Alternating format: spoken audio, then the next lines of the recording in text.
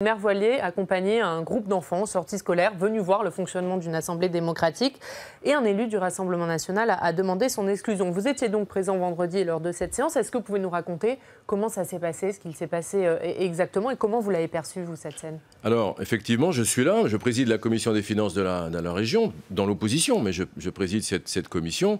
Et effectivement, une classe arrive avec, semble-t-il, une accompagnatrice. En tout cas, c'est ce qu'on nous a dit. Une dame qui n'est pas totalement voilée, hein, mais qui est partiellement voilée. On voit son visage. L'élu en question du Rassemblement national demande à la présidente de faire sortir cette dame par rapport à la laïcité, etc. Bon, bref.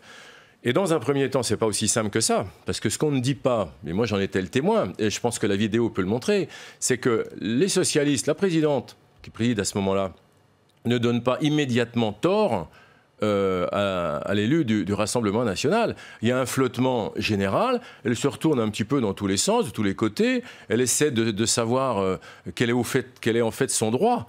Et voilà, et en fait, je pense que tout part de là, c'est-à-dire qu'il y a une grande confusion. Elle ne demande pas une suspension de séance pour que les affaires retombent tranquillement. Et à ce moment-là, c'est les enfants qui payent la note, parce que du coup, il y a une violence qui s'installe entre les conseillers régionaux. Il n'y a plus à ce moment-là de présidence de séance qui est totalement, une présidence de séance totalement absente pendant cette période. Il y a des insultes qui jaillissent entre les élus, du socialiste et du Rassemblement national. Et à ce moment-là, évidemment, les enfants sont impressionnés, ils sortent de la salle. Donc voilà pour les faits. Et donc après... Donc vous nous dites en fait que ça a été mal géré, c'est ça? C'était très très mal géré. Alors après, la présidente socialiste essaie de faire un coup pour rebondir, donc elle surréagit le lendemain, en disant le lendemain, je vais aller dans la classe, comme s'il y a besoin d'en rajouter, et d'aller dans la classe avec les enfants pour leur dire, voilà, ce que vous avez vu ne correspond pas à la réalité, on vous aime. Voilà, seulement c'est beaucoup trop tard, il est 24 heures après. Donc je pense que ce qu'il faut déjà, c'est faire un point de droit. Parce qu'au fond, c'est le droit qui compte. Et que dit le droit dans ce cas-là? Le droit, il dit que cette dame qui n'est pas totalement voilée, qui de toute évidence à ce moment-là, si vous voulez, il n'y a pas de trouble de l'ordre public, donc la loi ne dit pas qu'il faut l'exclure immédiatement de la salle. Il y a une étude du Conseil d'État, il y a 2 décisions du tribunal administratif, donc évidemment...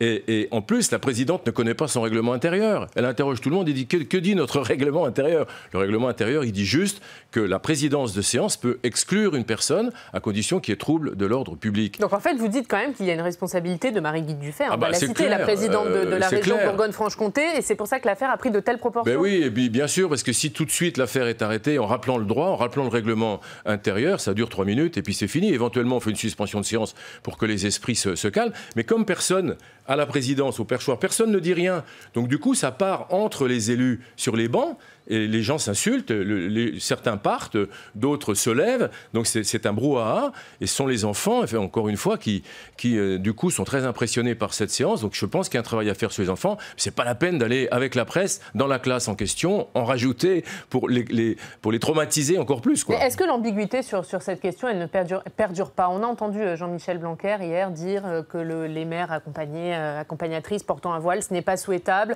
mais il ne peut pas l'interdire dans la loi, c'est ce qu'il avait dit au Sénat en mai dernier. Quand la question s'est posée, est-ce qu'il faut lever cette ambiguïté? Je pense qu'il faudra revenir devant le Parlement, parce que j'ai repris toute la jurisprudence. Alors, les choses sont très, sont très approximatives pour l'instant. C'est beaucoup laissé, je dirais, à l'initiative de celui qui préside une séance, que ce soit à la région ou au Parlement d'ailleurs, hein, ou bien à un directeur d'école. Donc, voilà. Alors, c'est pas si simple, hein, parce que les choses ne sont pas... Mais qu'est-ce qu'il faut interdire pour vous? Les mères accompagnatrices voilées dans des sorties scolaires? Je dis pas ça. Je ne dis pas ça, parce que de toute évidence... Bon, je pense que la question de l'immigration, des signes distinctifs, c'est quelque chose dont la droite républicaine doit aussi se saisir. Elle ne doit pas laisser le monopole au Rassemblement national, parce que c'est la meilleure façon, justement, d'installer ce duo entre la gauche et le Rassemblement national, et que nous, au milieu, on n'existe pas. On doit à nouveau se saisir de ce sujet pour essayer de clarifier les choses, parce que c'est beaucoup trop laissé dans les textes à l'appréciation d'un directeur d'école, d'un président de séance. Donc il faut peut-être encore préciser, sans doute, les choses. Mais il y a eu des amendements d'Éric Ciotti à l'Assemblée, de Jérôme Bascher, de Bruno Retailleau au Sénat, qui ont été rejetés. Mais c'est vrai que c'est un sujet très difficile, parce qu'en même temps, on n'a pas du tout envie d'avoir ces signes distinctifs, parce que la laïcité, c'est un des fondements quand même de notre République. Et en même temps, j'allais dire, hein, je prends les mots du président, en même temps, quand une maman qui, de toute évidence, ne trouble rien du tout, arrive avec ses enfants elle n'a pas un voile intégral, elle a un voile léger. Donc, aller jusqu'à lui dire, vous n'avez pas le droit et vous sortez, je pense que ce n'est pas facile à faire. Donc, il faut savoir raison garder, et je pense qu'il faut à nouveau quand même un débat pour essayer de clarifier. Ça rendra service, je pense, aux directeurs d'école. Le Conseil d'État a établi toute une liste de recommandations pour un directeur d'école par rapport à telle ou telle attitude. Il peut prendre telle ou telle décision. Mais je pense que c'est leur faire porter une lourde responsabilité. Si on pouvait carrément clarifier les choses, je pense que ça rendrait service à tout le monde.